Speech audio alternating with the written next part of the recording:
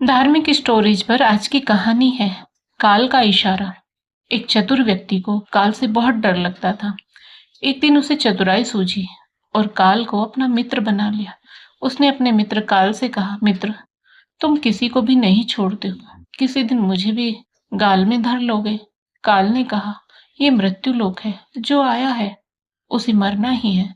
सृष्टि का यह शाश्वत नियम है, इसलिए मैं मजबूर हूँ। पर तुम मित्र हो, इसलिए मैं जितनी रियायत कर सकता हूँ करूँगा ही। मुझसे क्या आशा रखते हो, साफ साफ कहो। व्यक्ति ने कहा, मित्र, मैं इतना ही चाहता हूँ, आप मुझे अपने लोक ले जाने के लिए आने से कुछ दिन पहले एक पत्र अवश्य लिख देना, ताकि मैं अपने बाल बच्चों को कारोबार की सभी बातें अच्छी तरह से समझा दूं और स्वयं भी भगवान भजन में लग जाऊं। काल ने प्रेम से कहा, ये कौन सी बड़ी बात है। मैं एक नहीं, आपको 4 पत्र भेज दूंगा, चिंता मत करो। चारों पत्रों के बीच समय भी अच्छा खासा दूंगा, ताकि तुम सचेत होकर काम निपटा लो। मनुष्य बड़ा प्रसन्न हुआ, सोचने लगा कि आज से मेरे मन से काल का भय भी निकल गया। मैं जाने से पूर्व अपने सभी कार्य पूर्ण करके जाऊंगा, तो देवता भी मेरा स्वागत करेंगे। दिन बीतते गए, आखिर मृत्यु की घड़ी आ पहुंची। काल अपने दूतों सहित उसके समीप आकर बोला, मित्र, अब समय पूरा हुआ, मेरे साथ चलिए। मैं सत्यता और दृढ़ता पूर्वक अपने स्वामी की आज्ञा का पालन करते हुए एक क्षण भी तुम्हें और यहां नहीं छोड़ूंगा। मनुष्य के माथे पर बल पड़ गए, प्रकृति तन गई और कहने लगा, धिक्कार है तुम्हारे जैसे मित्रों पर। मेरे साथ विश्वासघात करते हुए तुम्हें लज्जा नहीं आती। तुमने मुझे वचन दिया था कि लेने आने से पहले पत्र लिखूंगा। मुझे बड़ा दुख है कि तुम बिना किसी सूचना के अचानक दूतों सहित मेरे ऊपर चढ़ आए। मित्रता तो दूर रही, तुमने अपने वचनों को भी नहीं निभाया। काल हंसा और बोला, मित्र, इतना झूठ तो ना बोलो। मेरे सामने ही मुझे झूठा सिद्ध कर रहे हो। मैंने आपको एक नहीं 4 पत्र भेजे, आपने एक का भी उत्तर नहीं दिया। मनुष्य ने चौंक कर पूछा, कौन से पत्र? कोई प्रमाण है? मुझे पत्र प्राप्त होने की कोई डाक रसीद आपके पास है तो दिखाओ। काल ने कहा, मित्र, घबराओ नहीं। मेरे चारों पत्र इस समय आपके पास मौजूद है। मेरा पहला पत्र आपके सिर पर चढ़कर बोला, आपके काले सुंदर बालों को पकड़कर उन्हें सफेद कर दिया और यह भी कहा कि सावधान हो जाओ, जो करना है कर डालो। नाम बढ़ाई और धन संग्रह के झंझटों को छोड़कर भजन में लग जाओ। पर मेरे पत्र का आपके ऊपर जरा भी असर नहीं हुआ। बनावटी रंग लगाकर आपने अपने बालों को फिर से काला कर लिया और पुनः जवान बनने के सपनों में खो गए। आज तक मेरे श्वेत अक्षर आपके सिर पर लिखे हुए हैं।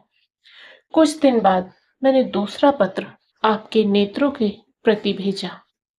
नेत्रों की ज्योति मंद होने लगी, फिर भी आंखों पर मोटे शीशे चढ़ाकर आप जगत को देखने का प्रयत्न करने लगे।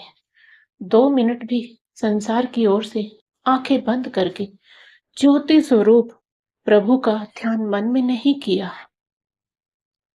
इतने पर भी सावधान नहीं हुए तो मुझे आपकी दीन दशा पर बहुत तरस आया और मित्रता के नाते मैंने तीसरा पत्र भी भेजा।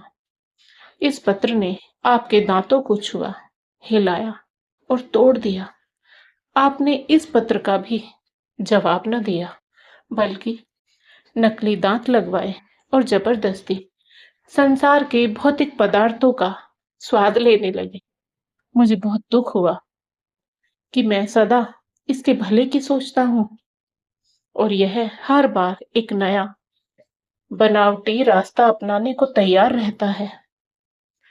अपने अंतिम पत्र के रूप में मैंने रोग, कलेश तथा पीड़ाओं को भेजा, परंतु आपने अहंकारवश सब अनसुना कर दिया। जब मनुष्य ने काल के भेजे हुए पत्रों को समझा, तो फूट फूट कर रोने लगा और अपने विपरीत कर्मों पर पश्चाताप करने लगा। उसने स्वीकार किया कि मैंने गफलत में शुभ चेतावनी भरे इन पत्रों को नहीं पढ़ा। मैं सदा यही सोचता रहा कि कल से भगवान का भजन करूंगा, अपनी कमाई अच्छे शुभ कार्यों में लगाऊंगा, पर वह कल नहीं आया। काल ने कहा, आज तक तुमने जो कुछ भी किया, राग रंग, स्वार्थ और भोगों के लिए किया। जानबूझकर ईश्वरीय नियमों को तोड़कर जो काम करता है, वह अक्षम्य है। मनुष्य को जब अपनी बातों से काम बनता नजर नहीं आया, तो उसने काल को करोड़ों की संपत्ति का लोभ दिखाया। काल ने हंसकर कहा, मित्र, यह मेरे लिए धूल से अधिक कुछ भी नहीं है। धन दौलत, शोहरत, सत्ता, ये सब लोभ लोभ संसारी लोगों को वश में कर सकता है, मुझे नहीं। मनुष्य ने पूछा, क्या कोई ऐसी वस्तु नहीं जो तुम्हें भी प्रिय हो, जिससे तुम्हें लुभाया जा सके? ऐसा कैसे हो सकता है? काल ने उत्तर दिया, यदि तुम मुझे लुभाना ही चाहते थे, तो सच्चाई और शुभ कर्मों का धन संग्रह करते। यह ऐसा धन है जिसके आगे मैं बेवश हो सकता हूँ। अपने निर्णय पर पुनर्विचार को बाध्य हो सकता था, पर तुम्हारे पास तो यह धन धेले भर का भी नहीं है। तुम्हारे ये सारे रुपए, पैसे, जमीन जायदाद, तिजोरी में जमा धन संपत्ति सब यहीं छूट जाएगा। मेरे साथ तुम भी उसी प्रकार निर्वस्त्र होकर जाओगे, जैसे कोई भिखारी की आत्मा जाती है। काल ने जब मनुष्य की एक ही बात नहीं सुनी, तो वह हाय हाय करके रोने लगा। सभी संबंधियों को पुकारा, परंतु काल ने उसके प्राण पकड़ लिए और चल पड़ा अपने गंतव्य की ओर। काल ने कितनी बड़ी बात कही। एक ही सत्य है जो अटल है, वह है कि हम एक दिन मरेंगे जरूर। हम जीवन में कितनी दौलत जमा करेंगे, कितनी शोहरत पाएंगे, कैसी संतान होगी, यह सब अनिश्चित होता है, समय के गर्भ में छुपा होता है। परंतु हम मरेंगे एक दिन, बस यही एक ही बात जन्म के साथ ही तय हो जाती है। ध्रुव सत्य है, मृत्यु काल कभी भी दस्तक दे सकता है। प्रतिदिन उसकी तैयारी करनी होगी। समय के साथ उम्र की निशानियों को देखकर तो कम से कम हमें प्रभु परमेश्वर की याद में रहने का अभ्यास करना चाहिए। और अभी तो कलयुग का अंतिम समय है।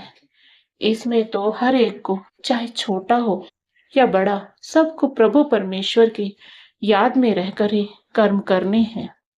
तो दोस्तों, यदि आपको आज की कहानी पसंद आई हो, तो कहानी को लाइक करें, शेयर करें और साथ ही हमारे चैनल को सब्सक्राइब करें। बेल आइकन को प्रेस करके ऑल बटन पर क्लिक करें। राधे राधे प्यारे दोस्तों।